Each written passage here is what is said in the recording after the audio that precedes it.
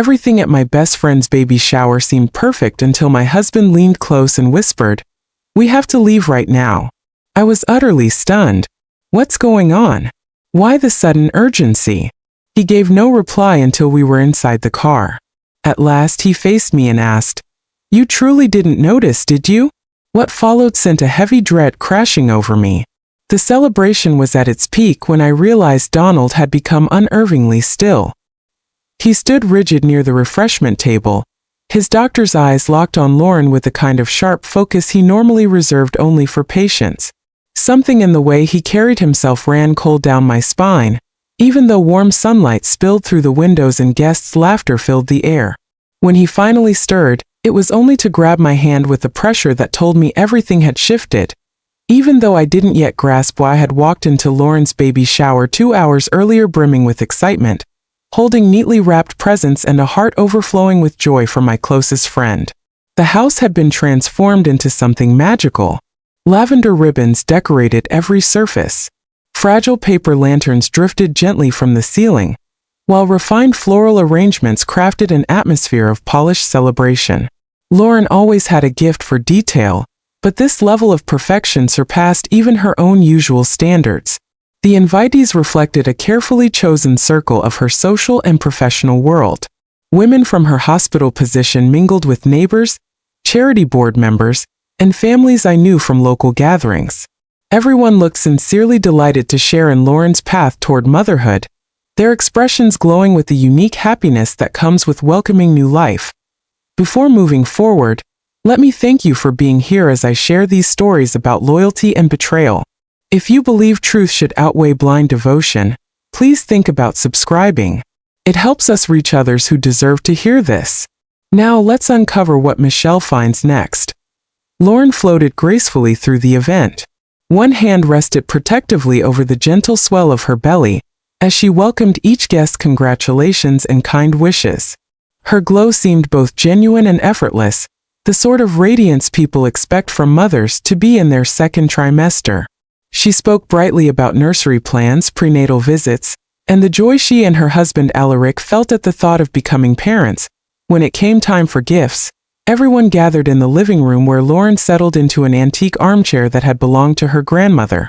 The brightly wrapped packages piled around her created a colorful scene of anticipation, each chosen with thought and care. Traditional baby items mixed with practical necessities, neutral baby clothes, cozy blankets, educational toys, and essentials for new parents. Yet the donations of money stood out most. Family after family approached with sealed envelopes, explaining their wish to support Lauren's charitable foundation instead of bringing typical gifts.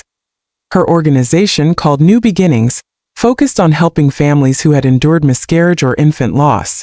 The mission deeply touched many attendees, especially those who had faced similar grief themselves.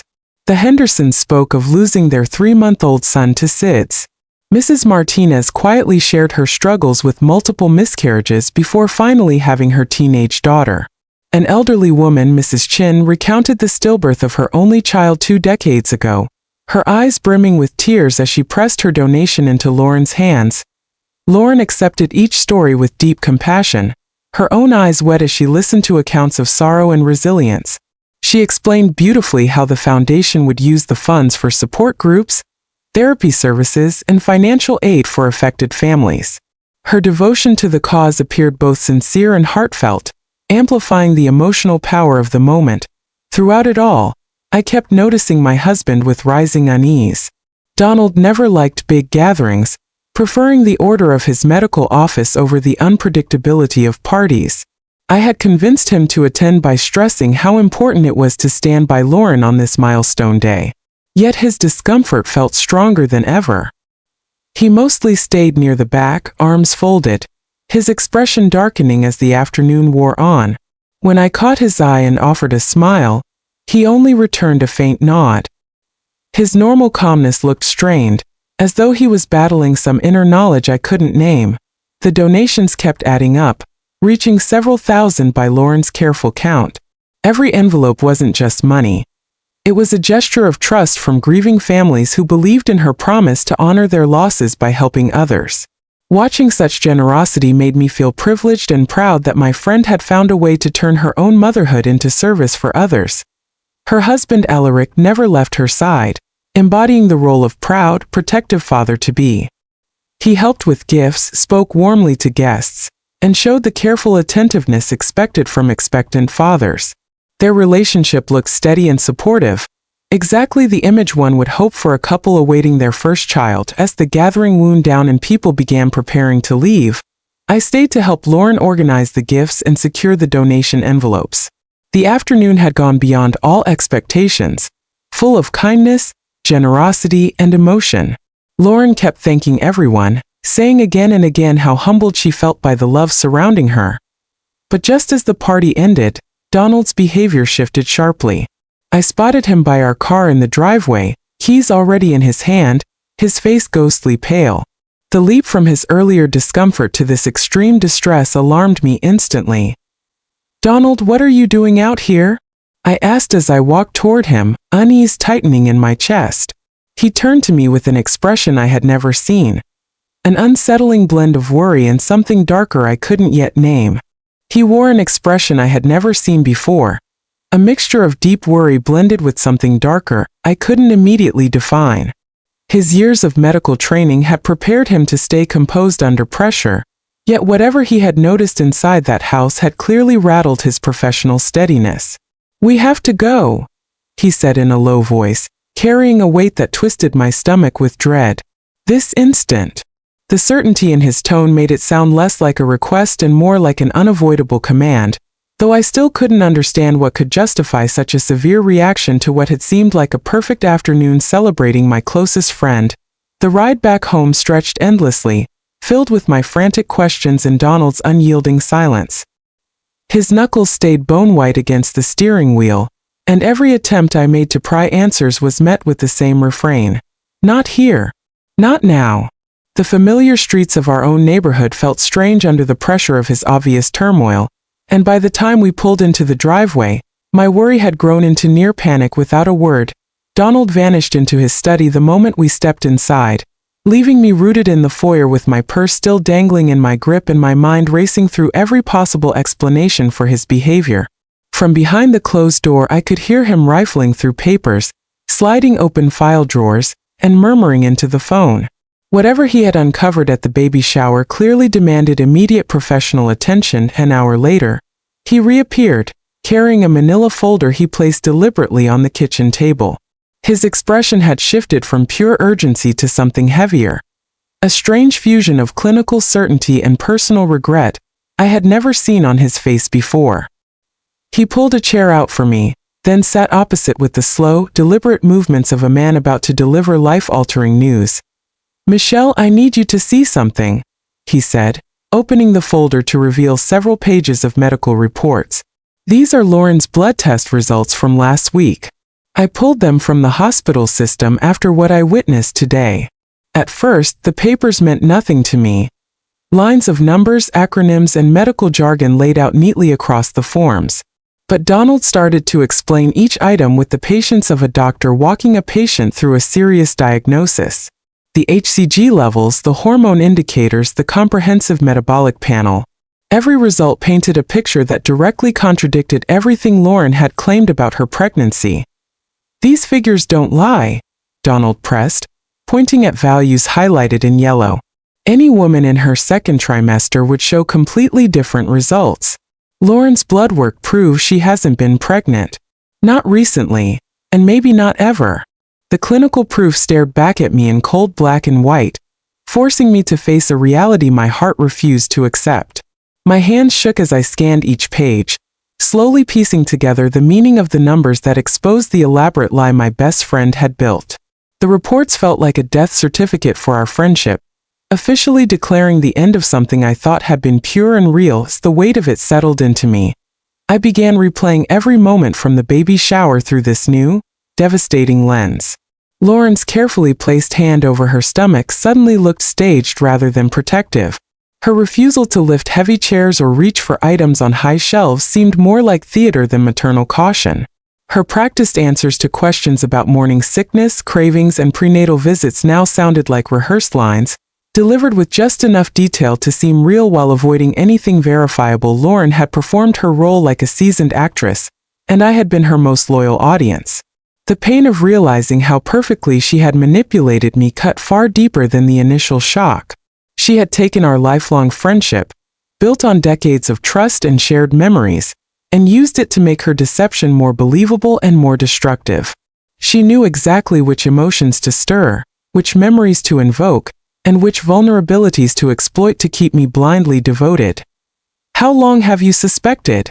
I asked Donald, though part of me dreaded his response. He leaned back, dragging a tired hand through his hair. "Honestly, I've worried about Lauren's patterns for years. Today just confirmed what I've been sensing, but couldn't prove." He then began recounting specific incidents that had nagged at him during our friendship with Lauren. The sudden mysterious illness she claimed during her sister's wedding that vanished the moment the event ended. The elaborate tale of a car accident that drew sympathy and financial aid from friends, despite details that never quite added up. Details Donald had noticed but kept to himself. He described watching her carefully spin stories that always positioned her as the victim or the martyr, somehow emerging from every hardship with more attention and more support than before. What I had always brushed off as Lauren's unfortunate bad luck, Donald had recognized as a deliberate pattern of manipulation designed to drain emotional and financial resources from those who cared about her. "I stayed quiet because I knew what she meant to you," Donald admitted. "But watching her today, seeing her target grieving families for their donations, I couldn't keep silent any longer."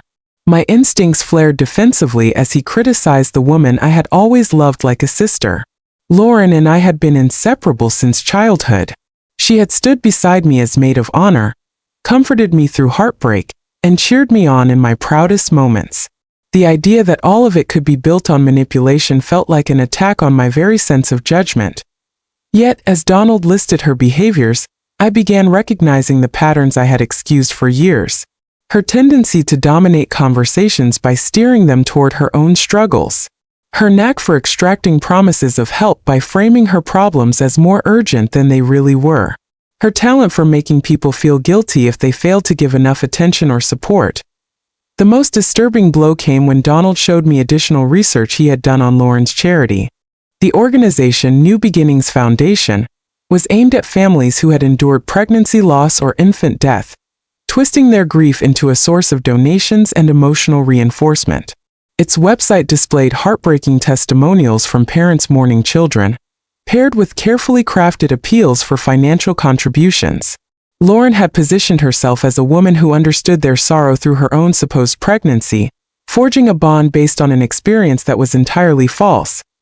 Those families who gave thousands at the baby shower believed they were aiding someone who truly empathized with their tragedies, someone who would channel their support into helping others endure the same kind of suffering. Realizing that Lauren had exploited the rawest pain of vulnerable parents for personal benefit added a new depth of horror to the betrayal, something reaching far beyond just our friendship. This wasn't simply about lies told to hold attention or sympathy. It was a calculated system of manipulation, built to drain both money and control from everyone in her reach. As Donald and I sat in the kitchen surrounded by the hard medical evidence of her deceit, I finally began to see that the woman I thought I had known never existed at all. The Lauren I had cherished was nothing more than a carefully engineered character, designed to pull specific reactions from those around her. Every memory, every moment of what looked like weakness, every gesture of friendship, each had been staged to serve her needs, not to show any genuine feeling or bond. That realization pressed down on me like a suffocating blanket, making it hard to draw breath as I measured the scale of what I had uncovered. By morning, after a sleepless night, I felt both emptied and resolved. I stood on Lauren's front porch, finger trembling over the doorbell, running through imagined conversations that could never truly match the enormity of the situation. The medical reports lay folded in my purse like a concealed weapon, while my chest ached with the weight of confronting the person I had trusted more than my own kin. But it wasn't Lauren who opened the door, it was Mead. Her younger sister had always welcomed me with exuberant hugs and a warmth that was genuine. Today, though, she stood stiffly with crossed arms, her usual bright smile replaced by anxious tension. Her gaze flicked nervously toward the street as if expecting other unwanted guests. Michelle, she said, voice flat, stripped of its usual brightness. Lauren's having a rough morning. Maybe now isn't the best time. The halting tone of her words sounded rehearsed, like she had practiced the line for this very moment. Mead had never been good at lies, and the discomfort stamped across her face told me she knew far more than an innocent sister should. The thought that she might have helped cover Lauren's scheme cut even deeper into my growing sense of betrayal. I need to see her, Mead, I answered, stepping forward with a firmness I didn't truly feel. This can't wait. Reluctantly, Mead moved aside, allowing me into a house that had once felt like another home. Now every familiar detail looked altered through the lens of Lauren's deceit. Family photos lining the hallway looked like props in a staged play. The cozy furniture and thoughtfully arranged decorations felt artificial, as though the entire home had been curated to present an image of stability and honesty. The silence inside pressed against me. Only yesterday these rooms had been filled with laughter, but now they felt emptied, spoiled by the truth that lay underneath. Lavender streamers still hung in the living room, faded remnants of a celebration founded on lies. When Lauren finally appeared at the top of the stairs, her transformation stunned me. The radiant glow that had made her shine at the baby shower was gone. In its place was the pallor of someone whose carefully built facade was beginning to collapse. Her hair hung limp, dark circles pooled beneath her eyes, giving her the look of a woman who had spent the night battling with her own demons. She descended slowly, hand gripping the banister, and for the first time I noticed the absence of her usual gesture. No protective palm rested over her stomach. That unconscious motion, once so convincing, had vanished, further confirming the medical truth. I wondered when you'd come, Lauren murmured, her voice barely audible. Donald figured it out, didn't he? The blunt admission startled me. I had braced myself for denial, anger, or elaborate excuses meant to justify her actions. Instead, her immediate recognition of Donald's discovery told me she had been expecting this moment ever since we left the baby shower. We sat in her living room, the very place where less than a day earlier she had graciously accepted donations from grieving families. The bitter irony didn't escape me as I watched her curl into a corner of the couch, knees tucked up, shrinking into herself like a child. The miscarriage was real, she began, her voice trembling with what seemed like raw emotion. 3 months ago. Only Alaric and I knew. We'd been trying for over a year. And when I finally got pregnant, I was ecstatic. I told everyone. Bought maternity clothes. Started planning the nursery. Tears rolled freely down her cheeks as she spoke of the loss, and for a moment my old instincts to protect her flared. Lauren had always been fragile beneath her confident exterior, and grief had always struck her harder than most. When I lost the baby, I couldn't bear to tell anyone, she continued. I couldn't stand their pity, or their attempts to comfort me. So I kept pretending. It was only supposed to be for a little while, just until I figured out how to cope. Her explanation sounded finely crafted, designed to stir sympathy while softening her responsibility for the months of deception. She cast herself as the victim of cruel circumstances instead of admitting to the deliberate harm she'd inflicted through her fraudulent foundation and manipulative behavior. But the charity, Lauren, I pressed, pulling the medical reports from my purse, the donations from families who had lost their own children. How do you explain that? Her expression shifted subtly, and I caught a glimpse of something calculating behind her tears. She reached toward me with trembling hands attempting to take the papers, but I pulled them back. The gesture revealed that even in this moment of apparent confession, Lauren was still trying to control the situation and manage the evidence of her crimes. You don't understand the kind of pain I was in, she said, her voice taking on a pleading quality that I recognized from countless previous conversations where Lauren had needed something from me. I wasn't thinking clearly.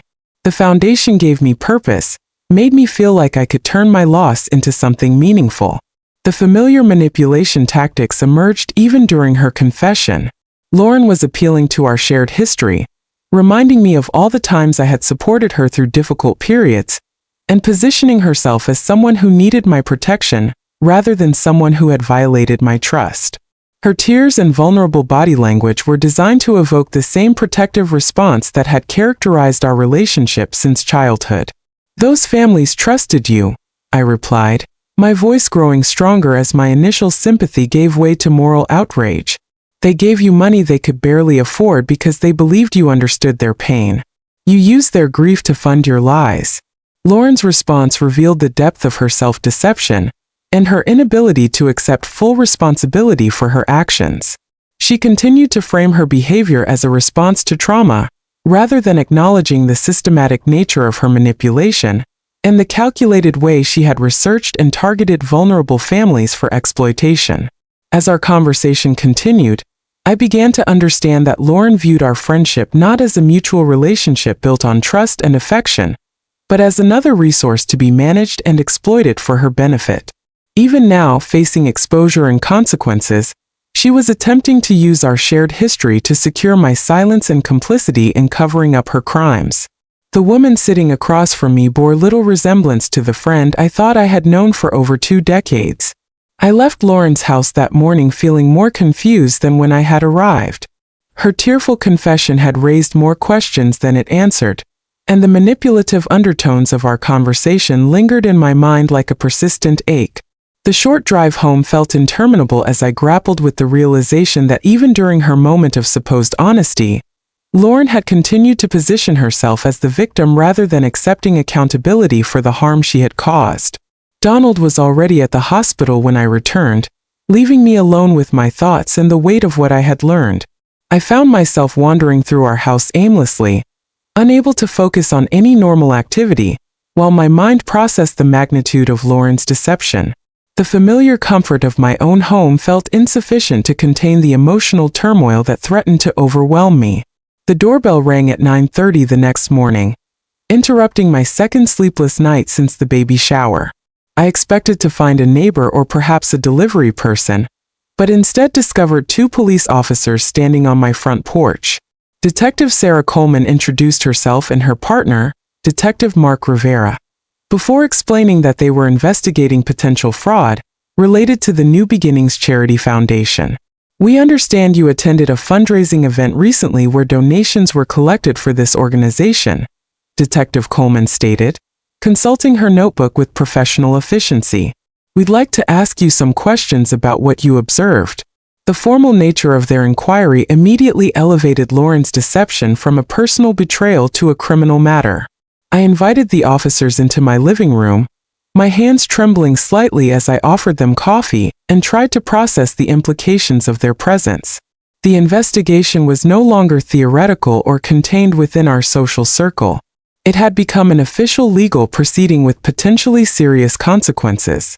Detective Rivera explained that they had received a complaint from the Hendricks family, who had donated $500 at the baby shower after sharing their story of losing their infant daughter to heart complications. Mrs. Hendricks had grown suspicious when she attempted to verify Lauren's pregnancy through mutual acquaintances and discovered inconsistencies in the timeline and details Lauren had provided about her condition. She started asking questions and realized that several details about the pregnancy didn't align with what she knew about Lauren's previous medical history. Detective Coleman continued, when she tried to research the New Beginnings Foundation online, she found irregularities in the financial reporting and contacted our fraud division. The revelation that other people had begun questioning Lauren's story provided both relief and additional complexity to my situation. I was not the only person who had been deceived, but I was also not the only person who would be affected by the investigation's outcome. The scope of Lauren's fraud extended far beyond our personal friendship into criminal territory that could result in serious legal consequences.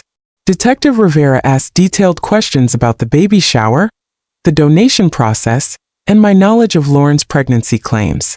I found myself providing factual answers while carefully avoiding any mention of the medical evidence Donald had shown me, uncertain about the legal implications of his access to Lauren's private health information.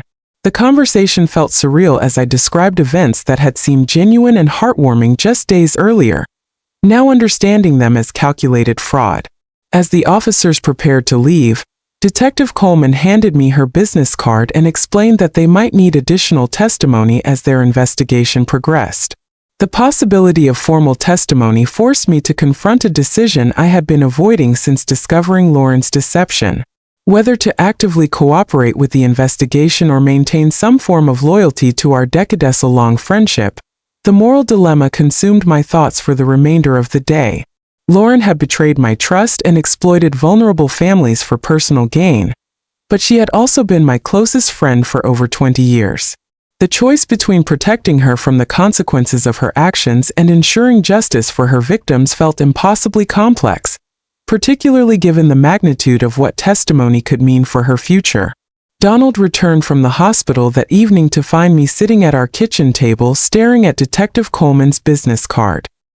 His immediate understanding of my internal conflict provided some comfort, but his perspective on the situation was characteristically clear and uncompromising.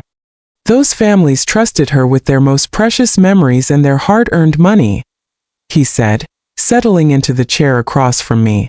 Staying silent makes you complicit in what she did to them. His words resonated with uncomfortable truth, but they also highlighted the painful reality that choosing to testify would effectively end any possibility of salvaging my relationship with Lauren. The decision would define not only how I responded to her betrayal, but also what kind of person I chose to be when faced with moral complexity. My phone began ringing throughout the evening with calls from mutual friends who had heard rumors about the investigation. Some expressed disbelief about the allegations against Lauren, while others admitted they had harbored suspicions about her behavior for years. The divided responses across our social circle mirrored my own inner conflict between loyalty and the pursuit of justice. The most unsettling phone call came directly from Lauren herself, her tone edged with a desperate urgency I had never encountered before. She swung wildly between begging me to keep silent and dropping veiled threats, hinting at secrets from our shared past that she might expose if I refused to comply. That conversation cemented my realization that, for Lauren, relationships had always been weapons to gain leverage rather than genuine sources of support or love. By week's end, 3 separate friends had come to my door, each one attempting to persuade me to shield Lauren. The conversations followed nearly identical patterns, well-meaning appeals to think about the broader consequences for our community if I cooperated with investigators. Their pressure only deepened my recognition that many in our circle had knowingly enabled Lauren's schemes through years of willful blindness. What had begun as a private moral struggle had become a very public test of integrity, one with consequences that stretched into every relationship I had. As the fraud probe spread through town, I stood at the center of a social earthquake that revealed the true colors of people I had trusted for years. The first jolt came from an unexpected source. Meade called me 3 days after the police interview, her voice trembling as she asked to meet in person rather than over the phone. We chose a quiet coffee shop on the far side of town, away from the usual places where curious acquaintances might overhear. When I arrived, Meade was already huddled in a corner booth, clutching a coffee cup that had long gone cold. The vibrant, cheerful woman I once knew seemed diminished, her shoulders slumped under an unseen burden, her tired eyes darting anxiously toward the entrance. "I need to tell you something about Lauren," she blurted softly, skipping any greeting. "Something I should have told someone months ago." What Meade confessed over the next hour permanently reshaped my view of Lauren's psychological manipulation and the methodical structure of her lies. She admitted she had known about the false pregnancy for 3 months, trapped between loyalty to her sister and mounting dread over what Lauren had become. Bound by threats and emotional coercion, she had remained silent far too long. "She told me about the miscarriage and I pitied her," Meade explained, sliding a manila envelope from her bag. "But then I found these while helping organize her donation records. Inside the envelope were documents more damning than I could have imagined. Lauren had compiled meticulous dossiers on potential donors, complete with notes about their tragedies, finances, and emotional soft spots.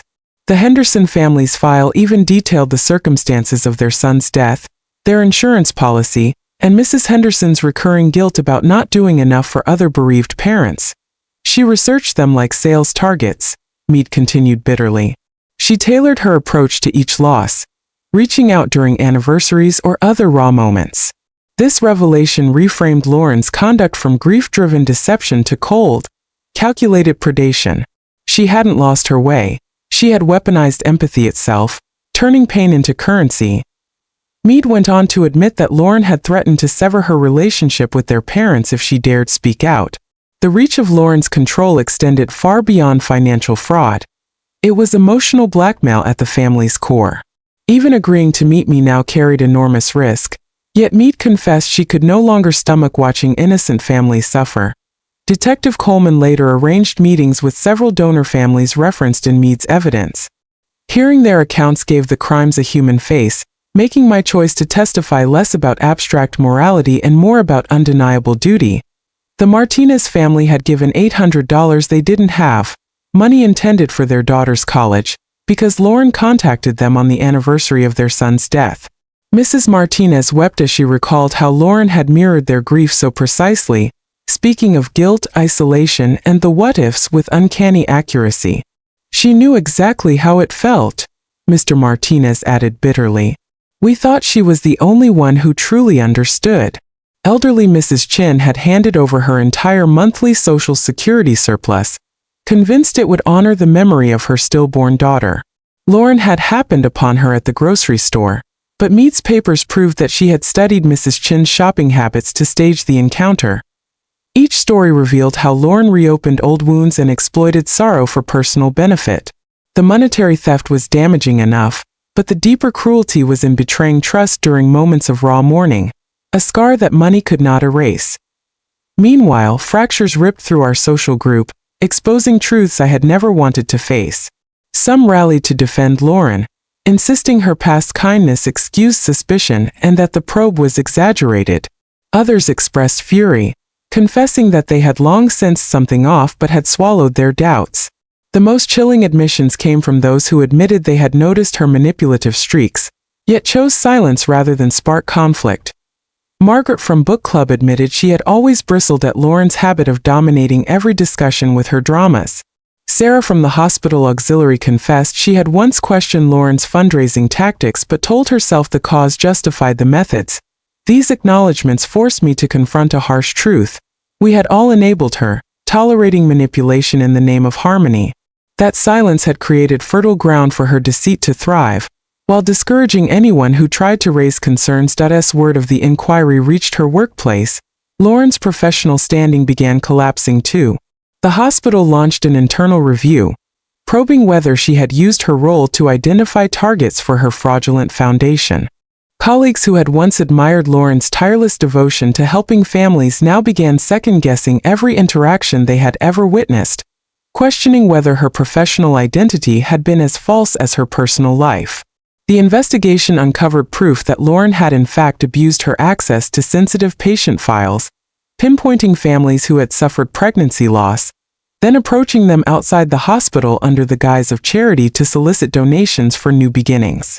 This blatant breach of professional ethics added workplace misconduct charges to her growing list of legal troubles and demonstrated how far her manipulation extended into every corner of her existence. As I absorbed the magnitude of her systematic deception and the widespread destruction it left behind, my personal dilemma over testifying began shifting decisively toward justice rather than misguided loyalty. The sheer weight of Meade's evidence, the heartbreaking testimonies of victim families, and the revelation of Lauren's unethical conduct had elevated the matter beyond personal betrayal into a serious, far-reaching crime. One Tuesday morning, my decision crystallized. I phoned Detective Coleman, my voice steady despite the enormity of the moment. I'd like to schedule a formal interview, I told him.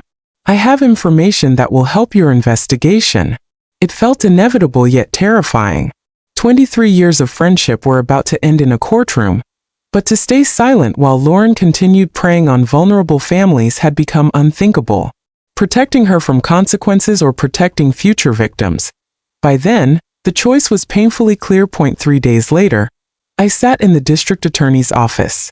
Detective Coleman and prosecutor James Morrison guided me through a 4-hour session, pressing for every detail I knew about Lauren's manipulation tactics, the timeline of her fabricated pregnancy, and the fraudulent charity scheme I had inadvertently witnessed at the baby shower. The process drained me emotionally but was strangely liberating. For months, I had carried her secrets as if they were mine, chained to the illusion of loyalty to someone who had never earned it. Finally telling the truth felt like setting down a crushing weight, shifting me from silent accomplice to advocate for her victims. Morrison focused intently on Lauren's psychological strategies. He wanted to know how she managed to extract such deep trust and sympathy. I described her uncanny ability to pinpoint emotional weak spots, her careful crafting of personalized approaches that reopened wounds, and her systematic research into families shattered by pregnancy loss or infant death. The prosecutor was especially drawn to the baby shower, calling it a criminal enterprise disguised as a social event.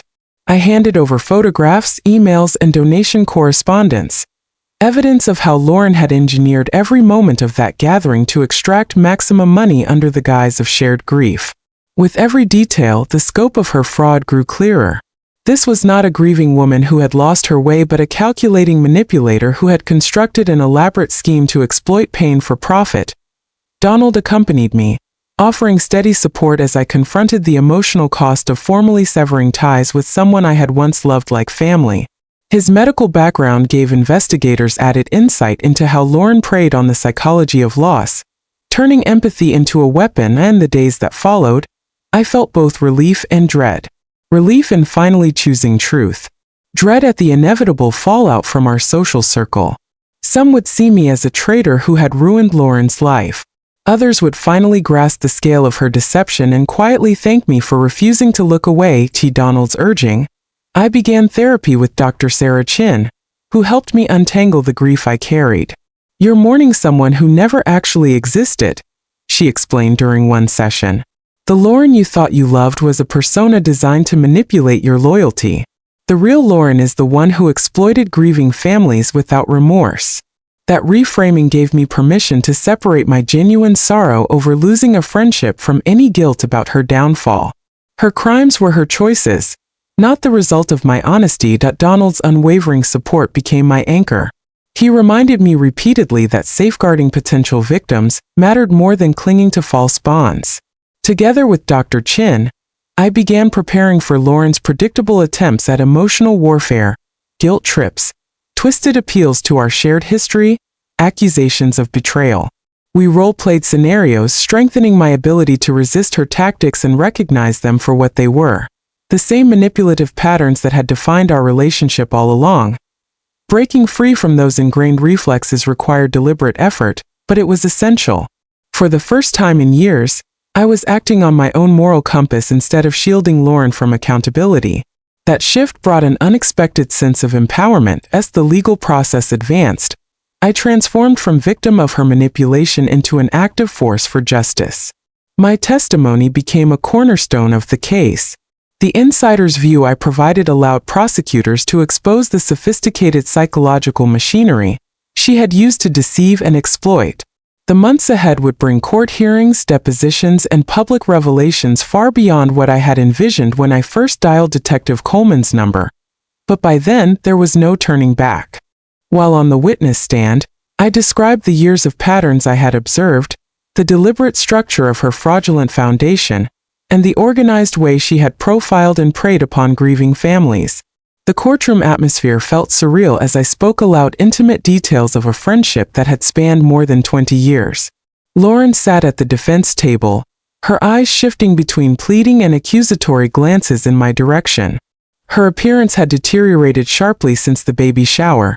Once flawless and composed, now hollow, with the look of someone whose carefully built world was collapsing.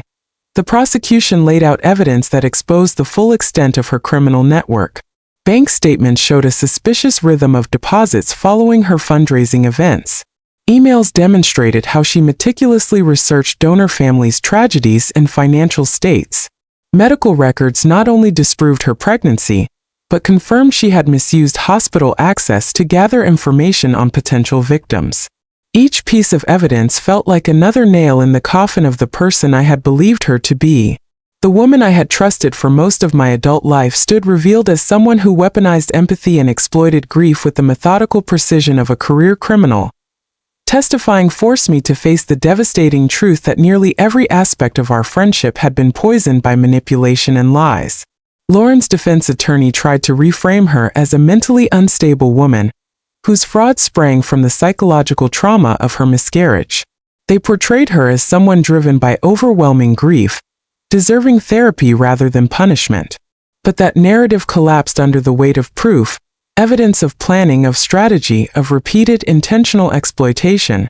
The trial unraveled her life with merciless speed. Her marriage collapsed within weeks as Alaric came under investigation for possible involvement. Evidence showed he had known about the false pregnancy for months and actively helped maintain the illusion in front of family and friends. Professionally, Lauren's reputation imploded as the hospital fired her and launched its own inquiry. The medical board opened proceedings to revoke her license permanently, ensuring she would never again have access to patient records she could exploit. Colleagues who had once praised her passion for helping families began wondering whether every professional interaction had been just another act. The New Beginnings Foundation was dismantled by court order. Remaining assets were frozen to repay donors, and investigators uncovered irregularities stretching back to its earliest days. Donations had been siphoned for personal expenses, with only token charitable activity preserved to mask the theft. Civil lawsuits soon followed. The Martinez family, Mrs. Chen, the Hendersons, and many others demanded not only their money back but damages for the emotional devastation she had inflicted. These combined claims ensured Lauren would face ruinous financial consequences, regardless of her prison term.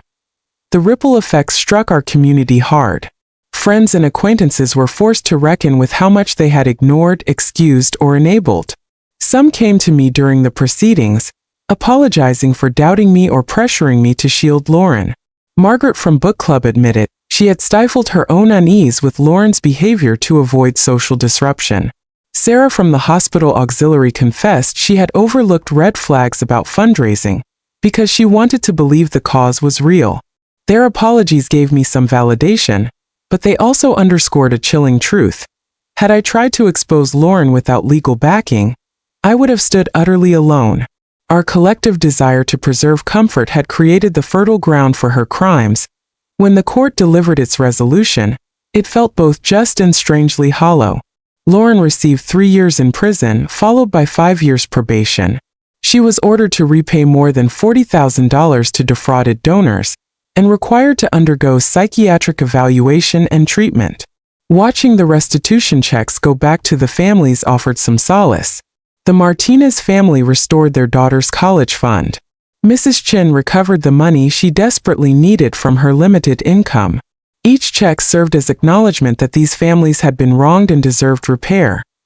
The judge in sentencing specifically referenced my testimony as pivotal in stopping Lauren from harming more families. That recognition confirmed my choice had been both morally right and practically necessary. Yet it also cemented the grief. The friendship I had mourned was never real. The person I thought I had loved for over 20 years had been nothing more than a manufactured persona, designed to extract loyalty and resources. Accepting that truth reshaped how I understood trust, friendship, and my own judgment. 6 months after sentencing, a letter arrived from a psychiatric facility 2 states away. The handwriting on the envelope made my chest tighten instantly. Donald found me later that evening at the kitchen table. The letter opened before me, my hands trembling. Its contents were exactly what I should have expected. Lauren offered something framed as an apology, but the wording was crafted to shift blame, to evade responsibility, to suggest her downfall was the fault of everyone but herself.